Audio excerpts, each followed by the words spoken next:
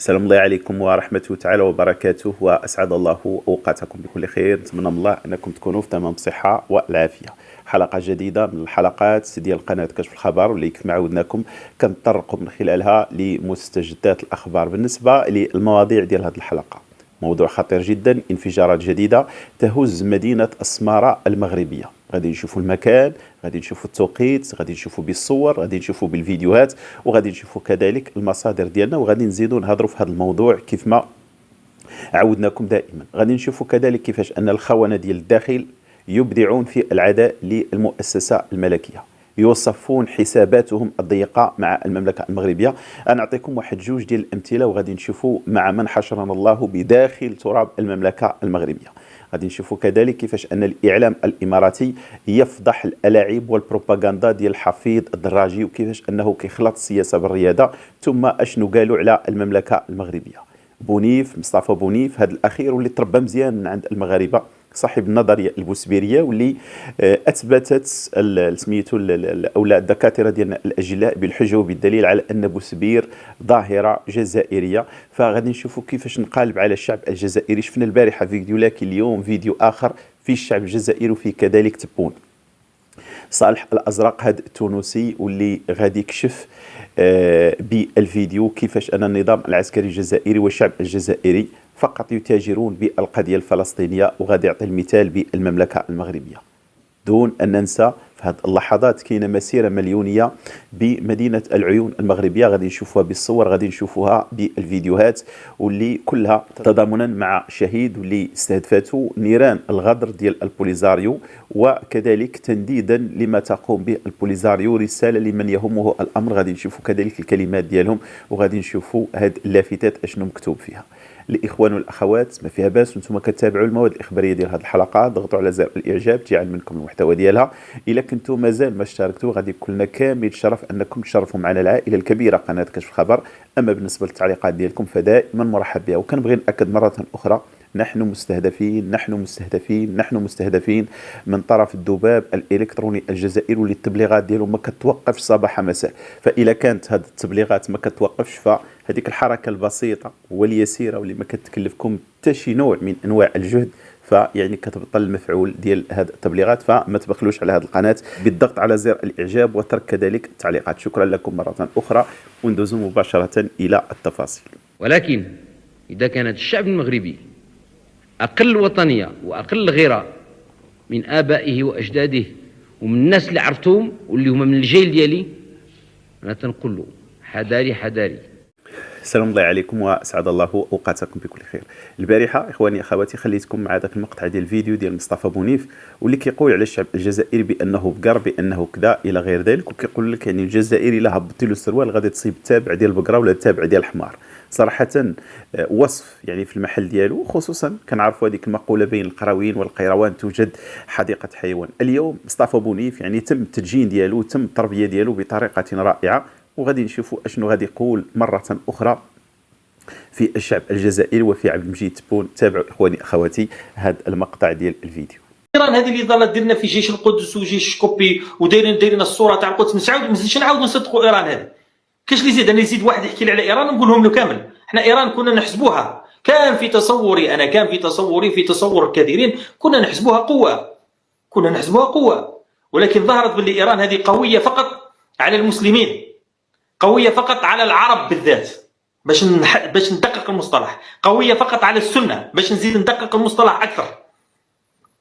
دمرت في سوريا ودمرت في دخلت لسوريا وقتلت السوريين السنه، وراحت دخلت اليمن قتلت اليمنيين السنه، ودخلت للعراق قتلت العراقيين السنه، دخلت للبنان قتلت اللبنانيين السنه. وكي لحقت اسرائيل سكتت، كي لحقت اسرائيل ولا تدير لنا في بيانات. لعنه الله على ايران ومن يولي ايران، لعنه الله عليها ايران.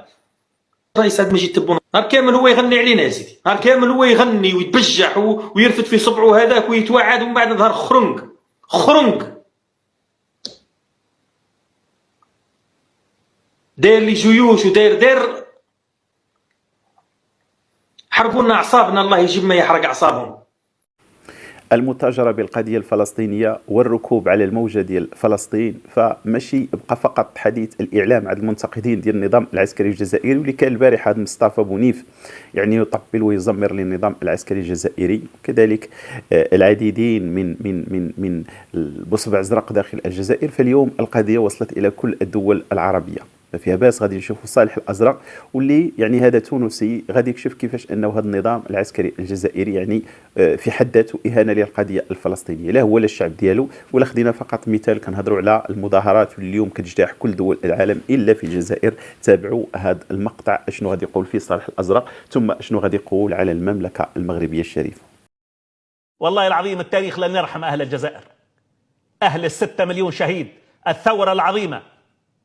هذه خيانة للثورة والثوار، أقولها على رؤوس الأشهاد، خيانة من النظام الرسمي الجزائري وخيانة من الشعب الجزائري نفسه. مظاهرة يا رجل في الرباط، مظاهرة مليونية، أنتم تزايدوا على المغرب. في الجزائر ما عندكم حتى 4 مليون طلعوا مظاهرة. ما تقول لي أنه النظام منعني، والله إذا أراد الشعب الجزائري أن يخرج سيخرج بالملايين، ولكن هناك خمول. اسمحوا لي أقول بكل مرارة الحقيقة، لأنه واعذروني اللي ما يعجب الكلام يعذرني، لأنه هذا الذي يجري في غزة والله العظيم تجاوز كل الحدود الحقيقة. بشعبهم، بحكامهم، بمحكوميهم، بمؤثريهم، بكذلك ريادهم، الكل اليوم إخواني أخواتي يحاول أن يسيء إلى المملكة المغربية. هذه المسألة اللي كتعلق بكل المجالات، ما كنهضروش فقط على الأمور السياسية، وإنما حتى في الرياضة. النظام العسكري الجزائري لا يتوانى في خلق السياسة بالرياضة. برنامج سوالف رياضية واللي كديروا إحدى القنوات الإماراتية، فغادي يهضر على حفيظ الدراج، هذا الأخير واللي دائما يعني يدس السم وسط العسل. هذا الأخير واللي مؤخرا شفناه كيفاش كيقول بأنه المملكة المغربية ما غتعطيهاش شرف الاحتضان ديال المونديال في الدورة ديالو لسنة 2030، لكن المملكة المغربية فازت بهذا الشرف. نفس الشيء بالنسبه للسعوديه، كيقول بانه غادي تكون فيها 48 منتخب والى غير ذلك. السعوديه ما غتقدرش انها يعني تفوز بالشرف ديال الاحتضان ديال الدوره ولا ديال المونديال في الدوره ديالو سنه 2034، ففازت السعوديه. فهنا غادي نشوفوا هذا الاستوديو التحليلي الاماراتي واللي صراحه وكانه يتحدث بلسان المغاربه على هذا الغراب الناعق. تابعوا اخواني اخواتي هذا المقطع ديال الفيديو من دقيقه و36 ثانيه. شوفوا الصورة اللي بعدها مشاهدي الكرام، كأس العالم في المغرب وكأس العالم في المملكة العربية السعودية. أنا لا أعلم لماذا المعلق الرياضي حفيظ الدراجي دائما ينتقد المغرب والمملكة العربية السعودية، ما أعرف ليش هاي الانتقادات. أنا أعرف. إيه نتكلم عنه، بس ليش ينتقد حفيظ الدراجي دائما المغرب ويروح يرجع المغرب ويروح يرجع السعودية؟ ليش الانتقادات؟ ما أعرف والله شو السبب. لأنهم ناجحين، هو مش ناجح حفيظ الدراجي. لا مش بس هذا، شخصنة يدخل أمور سياسية في أمور رياضية. حفيظ الدراجي هذا هو الواقع، يدخل أمور سياسية في أمور رياضية للأسف. شخصنة حزبية أمور بالضبط. أخرى. نعم. وهذه الأمور مفترض أن واحد من مثله رجل له في معلق يعني رياضي، نعم له في الرياضة باع طويل، المفترض أنه يبقى لا اسم ولك جمهور ولك متابعين ولك محبين. أنت اليوم لما تشخصن الأمور بهاي الطريقة وتبعد نفسك عن المجال الرئيسي اللي أنت فيه وتدخل نفسك في أمور حزبية مثل ما قال وأمور كذا وتنتقص من بالضبط. كابتن عادل هو قال في البداية المغرب ما بياخذونه، خذوا الحين كاس العالم هم اسبانيا وكذا. قال هو عنده مشكلة مع المغرب. قال السعودية 48 فريق كاس العالم 34 وهم صعب انهم يسوونه، بيعطونا اكثر من دولة. كاس العالم لو كان 60 نعم والله اكثر من دولة وخذوه وبروحهم. فيعني لا هو قاحم نفسه طالع. لا القافلة تسير هو ما عنده، هو بالاساس ما عنده سالفة. المغرب والسعودية اكبر عنا بكثير يعني. اكيد. السعايد ديال قيس سعيد، الولاية التابعة للجزائر، ما يسري على الحضيرة التبونية يسري على كل من يدور في فلكها. قمة الخسة والندالة، قمة التناقض. هذا الأخير غادي يخرج بواحد التصريح أشنو غيقول فيه. تابعوا معايا مزيان أشنو غيقول فيه، ثم الأوامر اللي تعطات إلى البرلمان التونسي باش تعرفوا بأنه كل من يدور في فلك الجزائر فهو فاقد للبوصلة.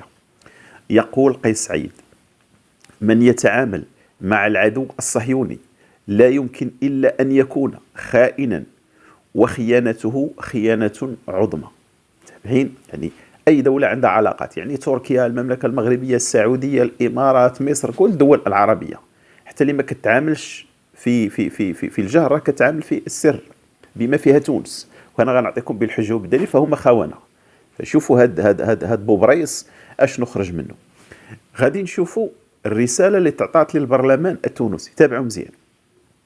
رئيس البرلمان التونسي يعلن تأجيل جلسة التصويت على مقترح قانون يتعلق بتجريم التطبيع مع دولة إسرائيل. يعني البرلمان كان باغي يصوت على واحد القرار واللي غيجرم من خلاله التعامل مع إسرائيل بشكل تام. فهاد المسألة يعني تم التأجيل ديالها. علاش تم التأجيل ديالها؟ سمعوا مزيان. مشيرا إلى أن ذلك جرى بتوجيهات من الرئيس قيس سعيد. يعني قيس سعيد هو اللي قال لهم أجلوا هذا الشيء. علاش؟ نظرا لما يمثله مقترح القانون من آثار سلبية على أمن تونس، أي أنه تونس عندها علاقات مع إسرائيل بخصوص يعني الأمن والسلامة ديالها والأمان ديالها، وسيضر بمصالح البلاد. لما نتحدث على المصالح ديال البلاد ففيها اقتصادية، سياسية، اجتماعية، عسكرية إلى غير ذلك. واش هنا إخواني أخواتي فهمتوا شي حاجة؟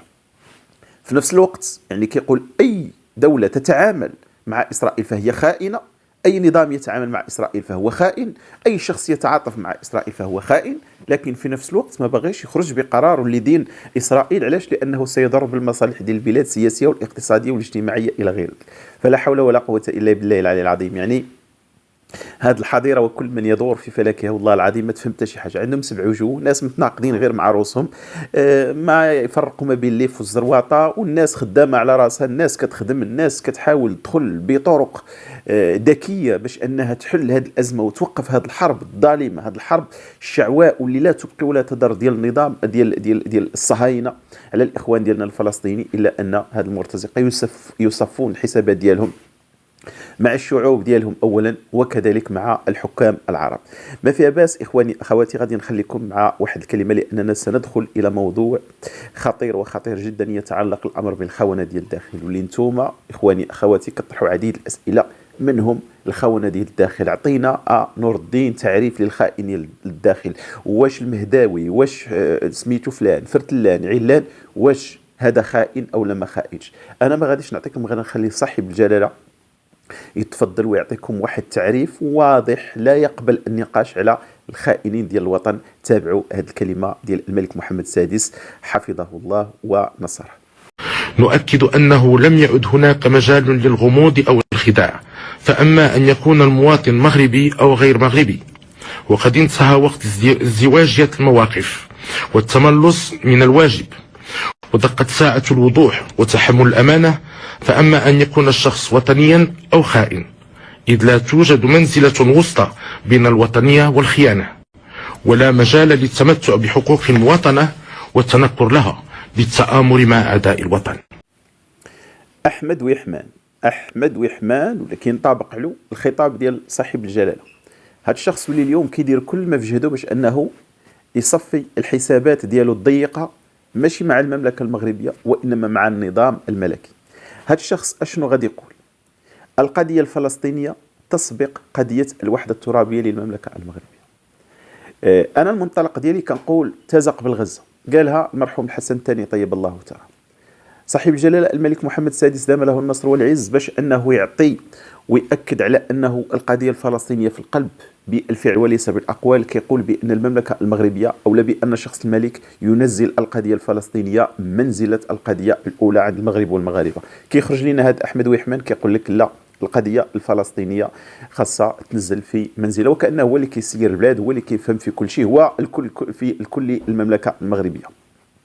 هذا من إحدى التصريحات ديالو السابقة. لكن اليوم إخواني أخواتي واحد الحوار ولا واحد الجلسة ولا واحد الحديث مع حميد المهداوي، مع من شتك مع من شبهتك، غادي يعترف بشي أشياء خطيرة جدا. وهنا الرسالة إلى من يهمه الأمر. هاد الناس راهم كيشكلوا خطر كبير على الأمن والأمان ديال المملكة المغربية. السيد كان كيتلاقى مع مسؤولين في إيران، كيتلاقى مع مسؤولين ديال حزب الله، ناقش واحد المجموعه ديال الامور تتعلق بالبوليزاريو. غادي يضرب واحد السلوكيه اللي ما يمكن حتى شي واحد انه يفهمها. تخيل انه هذا الشخص انا جايكم الفيديو تشوفوا على كارثه غيدير. كيقول هذا الشخص بانه حزب الله ما كيعرفش حاجه اسمها البوليزاريو، في الوقت اللي شفنا اللقاءات ديال داك محمد ابن بطوش مع سميتو مع حسن نصر الله والعناق والكلام الى غير ذلك، فكيقول ما كيعرفوش. لكن غادي يزرع واحد المشكل اللي غادي نخليكم تشوفوه بالفيديو. كيقول بانه يثيق في حسن نصر الله وما كيتيقش في ناصر بوريطه. هذه المساله ديال الثقه، فناصر بوريطه ما كيطبق الا لانه هذيك وزاره كتبقى من الخصوصيه ديال الملك محمد السادس، وكل ما يعني تحاول او لا تقوم المملكه المغربيه بالفعل ديالو من خلال الدبلوماسيه المغربيه المتمثله في ناصر بوريطه رئيس ديال الدبلوماسيه المغربيه، فما هو الا رسائل واوامر وتخمينات ومجهودات ديال الملك لا اقل ولا اكثر. اي بعباره اخرى، لما تقول بانك ما كتطيقش في نصر الله فانت ما كتطيقش في الملك، باش نكونوا واضحين ونحطوا هذا الشخص ده هو في المكانه ديالو اللي كتليق به واللي هو الخيانه ديال الوطن. تابعوا هذا الشخص اشنو كيقول في فيديو من 44 ثانيه. لماذا اعجبتني قياده المقاومه في لبنان؟ قال لي فلان انت كتعرف مكانتك عندنا، هذا ليس تبجحا وانما انقل النقاش كما كان. نؤكد لك ماشي غير اننا ما داخلينش مع البوليزاريو في هذا الشيء الذي يشاع، نؤكد لك اننا ما كنعرفوش البوليزاريو، ما كنعرفوهمش. هذا جوابهم وانا اثق فيهم. في حوار من 5 صفحات والغلاف مع اسبوعيه الايام طرح على هذا السؤال، وطرح بعد ما قدمت الشروح قال لي الصحفي واش انت دابا تصدق نصر الله ولا بوريطه؟ انا اصدق حسن نصر الله ولا اصدق بوريطه. لما تحاور الخونه ديال الداخل فكاين واحد المعيار اللي بسيط، بالاضافه الى سميتو الكلمه ولا الخطاب ديال صاحب الجلاله الملك محمد السادس، فكاين واحد المساله اخرى. لما كتصيب بان الخطاب كيتطابق مع الخطاب ديال النظام العسكري الجزائري والبروباغندا الاعلاميه ديالو، فاعرف بانك امام واحد من الخونه ديال الداخل.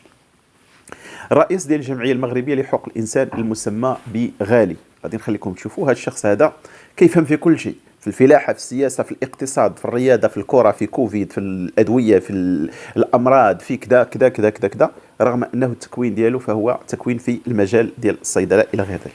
هذا الشخص هذا غادي يكشف على واحد الخبر مزلزل اللي عاد مجي تبون النظام العسكري الجزائري كله ما فراسوش، الشعب الجزائري كله ما فراسوش.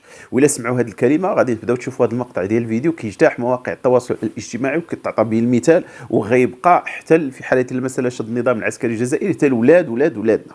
كيقول بانه النظام العسكري الجزائري يدعم حماس بكذا وكذا وكذا وكذا، يعني بالسلاح ولوجستيا وكذا الى غير ذلك. غيقول له المهداوي اعطيني الدليل، كيقول له انا عارف اكيد كذا، ما بغيش يعطي الحجه والدليل. لكن لما غادي يسولوا المهداوي سؤال اخر على علاقه حزب الله اللبناني اللي هو حزب اللات والعزى، حزب الشيطان، على التعاون ديال هذا الحزب مع الميليشيات ديال البوليزاريو والتدريب كذا كذا كذا الى غير ذلك، فغيقول له اعطيني الحجه، اعطيني الدليل، ما تعطينيش سميتو فقط الكلام. فهو في الاول كيدافع على راسه بالكلام، ما كاين لا حجه لا دليل، لكن في النهايه يعني لما يتعلق الامر بحزب الله وداك الشيء كيقول له اعطيني الدليل. فكيف ما قلت لكم يعني يتعاملون بنفس الطريقه، يعني وكانك تخاطب جزائري لا اقل ولا اكثر. غادي نخليكم تسمعوا الكلمه باش تاكدوا وتشوفوا مع من حشرنا الله داخل المملكه المغربيه، هادو هما الخونه ديال الداخل. ما يتعلق بالجزائر هنا نقول ليس بالضروره لما نتحدث عن الدعم العسكري ليس بالضروره انني نعلن عليه. يمكن الجزائر كتدعم دابا؟ اكيد. وشنو هي المؤشرات ديالو؟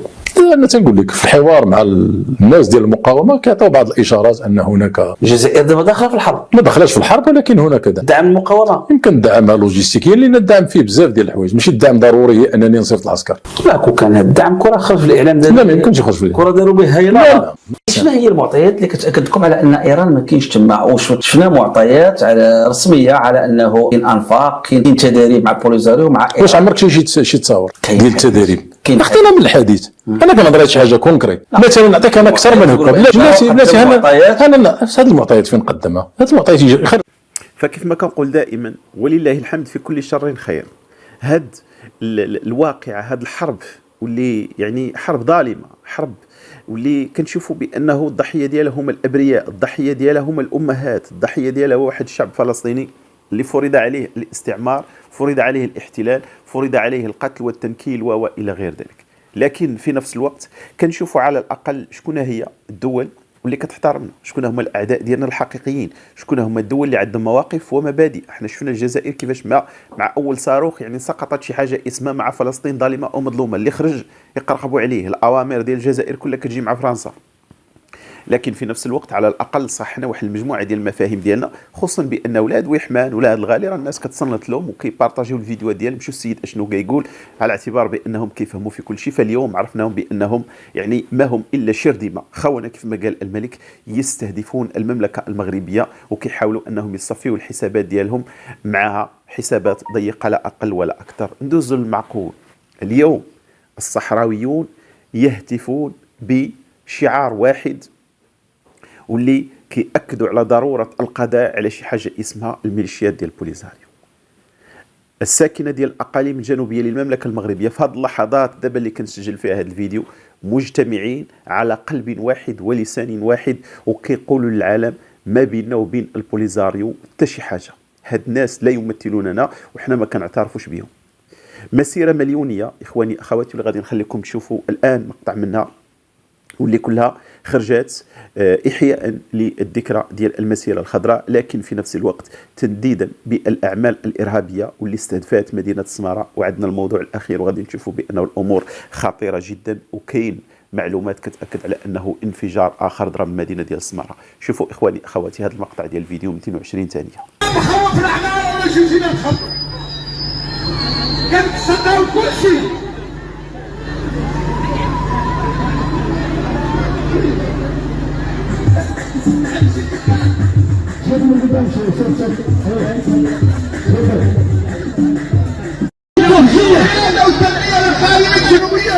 مسيرة مليونية، مسيرة بنظام وانتظام، مسيرة واللي فيها الإعلام ديال المملكة المغربية، مسيرة ديال الإخوان ديالنا الصحراويين والأخوات ديالنا الصحراويات واللي كيندوا بها بهذيك العملية الإرهابية واللي استهدفت المدينة ديال السمارة، وكيطالبوا بالأمن والأمان ديالهم لا أقل ولا أكثر. رسالة ماشي فقط يعني ذات طابع عادي كيف ما كنشوفوا التضامن مع غزة ولا شيء من هذا القبيل، وإنما رسالة إلى المنظمة الدولي في القضية الأولى عند المغرب والمغاربة. كتقول للمنظمة الدولي البوليزاريو ما عندنا بها حتى شي علاقه ولا تمثلنا لا من قريب ولا من بعيد، من يمثلنا هو الصور ديال صاحب الجلاله اللي كنشوفوها، وكذلك الرايه ديال المملكه المغربيه واللي كتظلل على كل المغاربه. خبر اخواني اخواتي واللي صراحه ما بغيتش انني ما نسمعوش، لكن بناء على المجله الفرنسيه موروكو انتليجنس وكذلك شهود عيان من المدينة واللي تنقل واحد الخبر واللي روجات ليه كل مواقع التواصل الاجتماعي.